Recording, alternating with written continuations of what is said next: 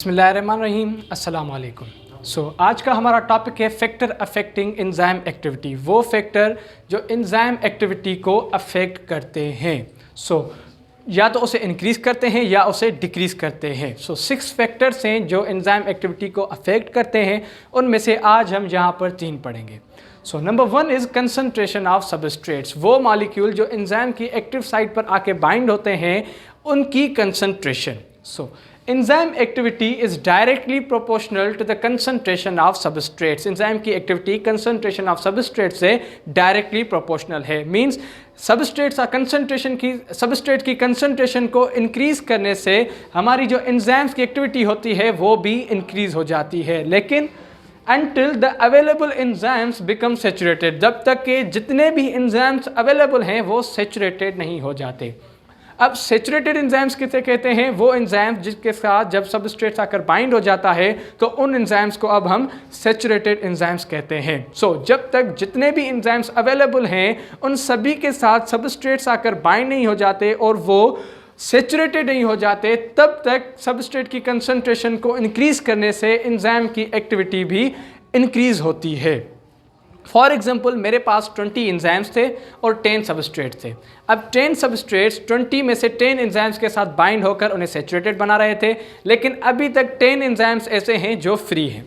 जब तक अगर मैं सबस्ट्रेट की कंसंट्रेशन को 10 से बढ़ाकर 20 कर देता हूं तो 20 सबस्ट्रेट्स ही आकर 20 एंजाइम्स के साथ बाइंड होंगे और एंजाइम की कंसंट्रेशन, एंजाइम की एक्टिविटी इंक्रीज हो जाएगी।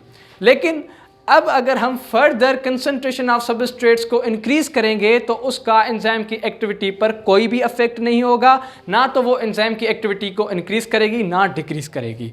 लेकिन अगर मैं कंसंट्रेशन ऑफ सबस्ट्रेट को बहुत ही ज़्यादा इंक्रीज कर देता हूं तो वो रिटार्डिंग इफेक्ट प्रोड्यूस करेगी, यानी कि एंजाइम की एक्टिविटी को डिक्रीज करेगी। Very high substrate concentration produces retarding effect. अब वो क्यों होता है? वो 2 रीजंस की वजह से होता है। It is due to 2 reasons. One is high quantity of substrates then enzymes. Enzymes की जो सबस्ट्रेट्स की क्वांटिटी होती है वो एंजाइम से बहुत ही ज़्यादा हो जाती है, या तो accumulation of and product in high quantity. एक एंजाइम के साथ सबस्ट्रेट बाइंड हुआ और वो प्रोडक्ट में कन्वर्ट हुआ, लेकिन अब उस प्रोडक्ट को हमने यूज़ नहीं किया और वो वहीं पर एक्यूमुलेट हो गया, तो ये प्रोडक्ट वहाँ पर एक्यूमुलेट होकर उस एंजाइम्स पर रिटार्डिंग इफेक्ट प्रोड्यूस करेंगे और उसकी एंजाइमेटिक एक्टिविटी को डिक्रीज करेंगे। अब ग्राफिकल रिप्रेजेंटेशन है substrates of concentration of substrates की। आप यहाँ पर देख सकते हैं कि ग्राफ में इस साइड पर सबस्ट्रेट्स ऑफ कंसंट्रेशन इंक्रीज हो रही है और ऊपर की साइड पर एंजाइम की एक्टिविटी इंक्रीज हो रही है, यानी रेट ऑफ रिएक्शन इंक्रीज हो रहा है। यहाँ पर आप देख सकते हैं जब मैंने एंजाइम की कंसंट्रेशन सबस्ट्रेट की कंसंट्रेशन 0 थी तो एंजाइम की एक्टिविटी भी 0 है, लेकिन जैसे ही मैंने कंसंट्रेशन ऑफ सबस्ट्रेट्स को बढ़ाकर 10 कर दिया है तो आप देख सकते हैं बायोग्राफिकली एंजाइम एक्टिविटी 2.5 हो गई है, एंजाइम की स्पीड 2.5 हो गई है। जैसे ही मैं कंसंट्रेशन ऑफ सबस्ट्रेट को फर्दर इंक्रीज करके 20 करता हूं तो आप देखेंगे कि यहां पर एंजाइम की एक्टिविटी बढ़कर, एंजाइम की स्पीड, रेट ऑफ रिएक्शन बढ़कर 3.5 हो गया।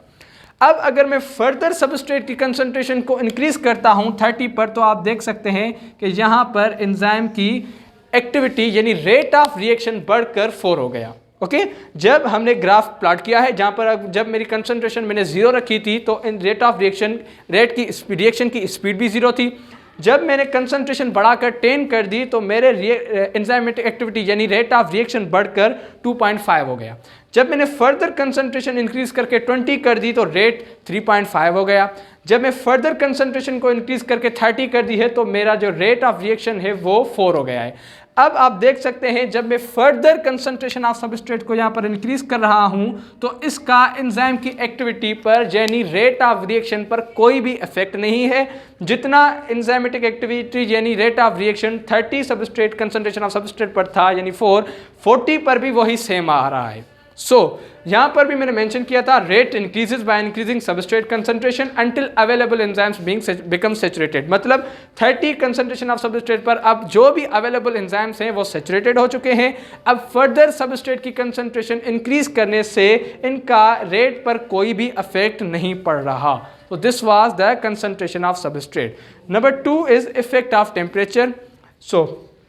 मैंने आपको प्रीवियस लेक्चर्स में भी बताया था जो एंजाइम्स होते हैं वो थर्मोलायबल होते हैं, यानी कि हीट सेंसिटिव होते हैं और वो वर्क करते हैं ऑन ऑप्टिमम टेम्परेचर। एंजाइम्स हमेशा एक ऑप्टिमम टेम्परेचर पर ही वर्क करते हैं। अब हम ऑप्टिमम टेम्परेचर किसे कहते हैं? वो टेम्परेचर जिस पर एंजाइम मैक्सिमम एक्टिविटी शो करे, उस टेम्परेचर को हम ऑप्टिमम टेम्परेचर कहते हैं। अबव और below this temperature it's rate decreases. जो ऑप्टिमम टेम्परेचर है, अगर हम एंजाइम का टेम्परेचर इससे ज़्यादा या कम कर देंगे तो एंजाइम की एक्टिविटी डिक्रीज हो जाएगी। Most of enzymes are active at 37 degree C. बहुत सारे एंजाइम्स ऐसे हैं जो मोस्टली मीन्स उनका ऑप्टिमम टेम्परेचर जो होता है वो 37 होता है। जब हम एंजाइम का टेम्परेचर बढ़ाकर 37 से 100 कर देते हैं, this is one of the most important point, जब हम 100 डिग्री सी तक इसका टेम्परेचर लेके जाते हैं तो ये एंजाइम्स कंप्लीटली डिस्ट्रॉयड हो जाते हैं। लेकिन अगर हम टेम्परेचर को रिड्यूस करके 0 डिग्री सी तक लाएंगे तो इनकी एक्टिविटी रिड्यूस हो जाएगी मिनिमम तक, मीन्स इनकी एक्टिविटी, एंजाइमिक एक्टिविटी मिनिमम हो जाएगी। इसकी ग्राफिकल रिप्रेजेंटेशन यहाँ पर मैंने 2 टाइप्स ऑफ एंजाइम्स मेंशन किए हैं। One is human enzymes, other is enzymes which are present in thermophilic bacteria, means heat tolerant bacteria. वो बैक्टीरिया जो हीट को बहुत सारी हीट को बर्दाश्त कर सकते हैं। यहाँ पर आप देख सकते हैं जब मेरा टेम्परेचर 0 डिग्री सी रखा था मैंने, उस वक्त एंजाइम की एक्टिविटी ये 0 शो कर रहा है।